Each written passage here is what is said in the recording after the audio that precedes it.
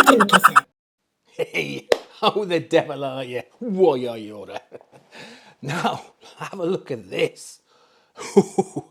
Now, this is Yamaha's flagship DVD SACD DVD audio player. Flagship from 2006. It's a beautiful looking machine. Really is. Really well made, heavy. Everything's premium about it, all metal, and it's just nice aluminium. Now, I've had a few of these machines through, but more entry level. I've had a couple of entry level DVD players, SACD players through in the past, but I've always wanted a flagship model. I know, was it Pioneer did ES? I think they did flagship models of these, but I managed to pick this up for 140 quid, which is pretty good considering, you know, it's a flagship model.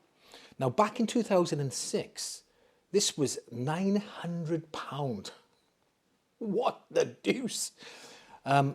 Adjusted for inflation, that would be about £1,600. I put other currencies here, what that'd be worth. Okay, £1,600. Ooh, that's not cheap. Now, there's a few things I love about this machine, and there's a few things which niggle me. And if I'd paid £900 back in 2006, I would have been a bit miffed potentially at some of the things on it. But I do think that some of the things I love outweigh the niggles. I'll also be comparing it later on to this. Hang on. Oof, almost dropped that then. Oh, right. I'll be comparing the CD player to the Marantz Melody X here. Now, this probably has the same laser mechanism and DAC as the CD6007. Now, I'm not 100% sure what the DAC is in this, because I've mentioned it before. I'll quickly tell you if you don't know. Back in 2020, there was an AKM fire in the AKM DAC factory when it was making all the chips, and they became short supply. So Marantz had to think on their feet, and they were using AKM DACs from about 2020 onwards, I think. So they had to switch over to ESS DACs. Not that that's a bad thing, but yeah, this is manufactured in 2021, so I assume it's got an ESS DAC in it. I'll put which one it is here. Now, this has a Cirrus Logic DAC in it. And at the time in 2006, that was a very highly rated DAC. I don't know if it was a flagship DAC, but it was up there. It was a good DAC. By today's standards, it's still good, but not as high res as some of the DACs you have today. I think it's capable of a 192 24-bit. But it shows how good it was, because up until about 2019, Marantz were using that DAC in their CD players and amps. It's only then I think they changed over to AKM DACs, and then the factory burned down.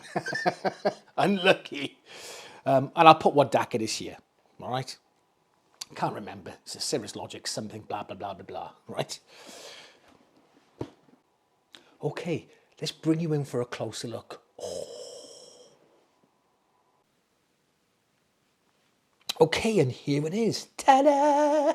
Right, so we've got a power button and a standby button, which is strange, isn't it? Normally it's just all in one, but there we are. So you can either turn it off completely, power it off. Let me switch it back on again. And then, or you got the standby button here. There you go. There we are. Right. So as you can see, it plays DVD audio, SACD. Beautiful. I'll just go through this quickly because it's quite boring. It's just a front panel. Okay, it's playing a CD. Eject, forward, skip forward, track, play, pause, stop. Now, I'll start off with some of the things that bug me. Okay, so audio direct. It's great having audio direct on here. If I press audio direct now, where is it? Okay, so it's great having audio direct, and I suppose if you're just listening to a CD all the way through from beginning to end, it's fine. And I suppose you could just press that on. But it's a bit like, I don't know, I know it's defeating everything, but the screen goes completely black. Okay. Another thing is you need to be aware of, if the HDMI is on, so I'll turn the HDMI, you can turn it off on the remote here. Again, it's not much of a bugbear, but it's just something that niggled me. Is that if you want to use the optical or coaxial, from the back of the machine, the digital output, you have to turn off the HDMI. I couldn't figure out why I couldn't get any signal through the coax, and then I looked it up, and you've got to turn off the HDMI. It's not clear in the instructions in the manual. So just be aware of that if you do have one of these machines to use coaxial, you've got to turn off HDMI. It doesn't do it automatically. Ooh, £900 this costs. Right, another thing that bugs me is, say I want to skip to track 8, okay? And I got the numbers on the remote here. Cool, strict, I want track 8. Oh, R7. Doesn't do it. You got to go on the remote. You got to go press the buttons to get through to it. I want to have to skip through all the tracks. Now I'm assuming this is because you would do it on the TV screen. But what if you don't want to turn the TV on? So that niggled me a bit. Right, let's stop that a second. Now, just to be aware that sometimes I think it's a regular fault with these machines, if they've been standing around a bit, is these buttons can become a bit iffy, okay, a little bit dodgy. So when I had it, they didn't work hardly at all. We had to really fiddle with them to get the... just stop that. There we are. Fiddle with them to get the tray to come out and to go into standby. So luckily, I was able to spray some contact spray in there, wiggle them around a bit, and they seem to be working a lot better. I may have to do it a few more times. They are a little bit temperamental. And thankfully, I didn't have to take off the panel or take off the lid and strip them down to do it, because sometimes you may have to do that. But it worked, just squirting them in there and going okay. Right, so let's have a look. The tray is really smooth. There we are. But it's a little bit of lag, a little bit delay when you press it. Okay, really smooth when it goes in and out. Nice. So that is all quite premium the way it loads. Takes a little bit of loading. There we go. And that's another thing that bugs me. It starts straight away. Okay, it goes straight into it. As soon as you put it in, the CD starts auto playing, and you've got to stop it if you want to stop it. Again, a small niggle. I have to say though, can you hear any noise at all? It's extremely quiet mechanism. Very, very quiet. It's playing now, you can't hear a flipping thing. So it's extremely quiet, really, really good. Anyway, let's have a little look around the back. Okay, there you go. Ooh, here's the back. You got your 5.1 out here. And this would go to an AV receiver capable of receiving that. So you got your rear surrounds, your front, center and subwoofer. But also, what's cool about this device, you also have mixed 2-channel. So if you wanted to use a 2-channel amp, bam, there you go. It's got 2-channel RCA outs. Also, what's cool about this, say I plug this into this amp here. This amp doesn't have a subwoofer out. You can still use the subwoofer on this device, on that CD, on this DVD player. So you'll have some bass management as well. You could set the crossover. You'd have to connect it to a TV to do that. But I think that's still pretty cool. Then you've got your coaxial optical. You've got your component video here, S-video and all that jazz. SCART, and I'll never use any of this, okay? This here was for your remote. You could connect it to another Yamaha device which is compatible, and one remote will control all devices. Now this RS232C, is that says? I can't flip and see without my glasses on. This is for professional use only, for a remote control, via a remote for professional use. Doesn't really give much away in the manual, but I'll never use that. And it should be set to off. It was actually on. Okay, so we don't want that. I almost forgot to mention the HDMI. So it's capable of up to 1080p. Now I'm not going to use it as a DVD player. I've got a 4K Blu-ray player. I don't need it for that. But I thought I'd mention it because it is a DVD player as well. The picture quality is actually pretty good for a DVD player. The colours really pop, and I think at the time when it was reviewed, everybody said how good the picture was. And for a DVD, it's good, okay? When you compare it to a Blu-ray, it's not that good, all right? But at the time, it was a very good picture.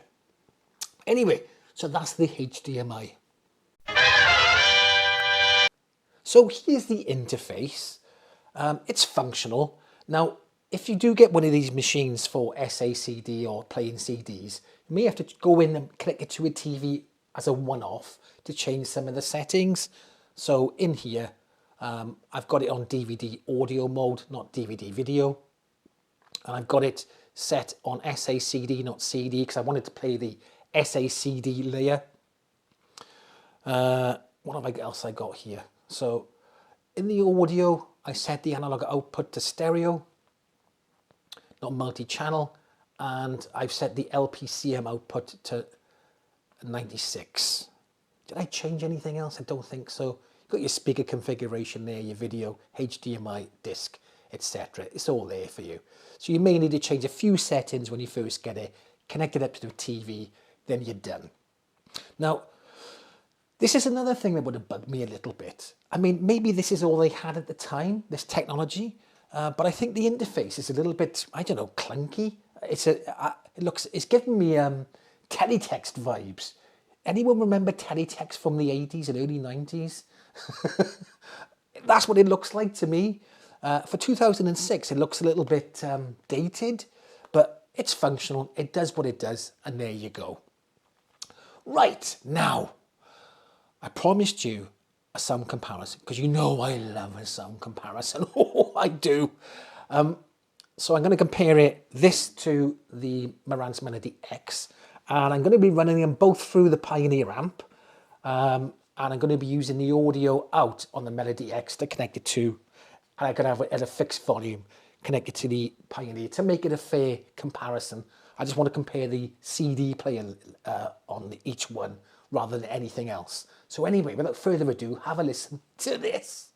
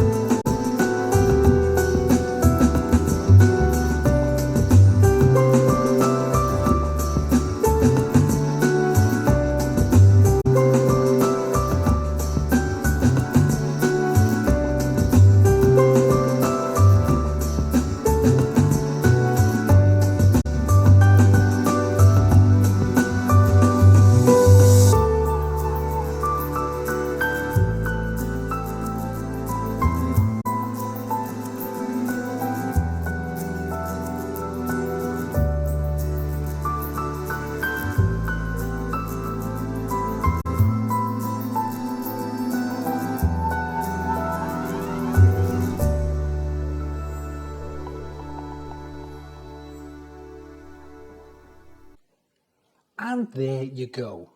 So what do you think of that? For me, the Yamaha was actually the clear winner. Again, it wasn't a gulf, do you know what I mean? It wasn't huge, but the Yamaha S2700 was definitely better than the Marantz Melody X. Now, I'll explain my listening process when I'm comparing two devices. So rather than listen to the track as a whole, I try and pick out one instrument. So, for instance, a bass guitar. And I'll listen to that bass guitar right away. That's all the instrument I'll be focusing on, comparing the two devices. And I listen to that all the way through the track. and I then make my little notes here. And then I go back and play it again, and then maybe pick up on the piano, listen to the piano all the way through. Then I go listen to maybe a hi-hat or a cymbal or something, listen to that. So I'll play the track 6 up to 10 times, picking out each instrument. I think it's better to do that than it is to try to listen to the track as a whole. Do you know what I mean?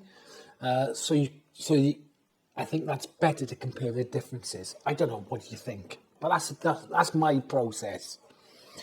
So I wrote down some notes when I was doing this. So the Yamaha was definitely more spacious and airy on top. I don't like to give these cliched things, but I don't know how else to describe it. Okay, it just felt like more spacious, bigger soundstage, just a little bit more airy. Now the bass was actually tighter and more coherent. Now, if you go back and listen to that bass guitar, so in the beginning, there's a bass guitar comes in before the pianos. And that bass guitar, you can pick it out much easier when the Yamaha is playing it. And it's tighter and fuller. The piano sounds, if you go back and listen to when the piano comes in, the piano sounds a little bit more realistic. Like it's a bit richer than when compared to the Marantz Melody X. I'm not saying, again, the Melody X is a decent player, but this just made the pianos sound a little bit more realistic. So all in all, I think this plays CDs better than, a general CD player you pick up for about 300-400 quid. There's loads of them about, isn't there? I'm not saying they're bad, it's just this is better. So when it comes to CDs, it plays better. SACD, now for me, whenever I compare SACD to the normal CD layer, the SACD always sounds better. Always. Without fail. Now, I do love SACD, and I love DVD audio. So I got a pile of SACDs here. I say a pile. This is my collection so far. I'm a little bit tight when it comes to SACD collecting. I won't pay over 20 quid for one. Right? I think some people are asking ridiculous money for SACDs.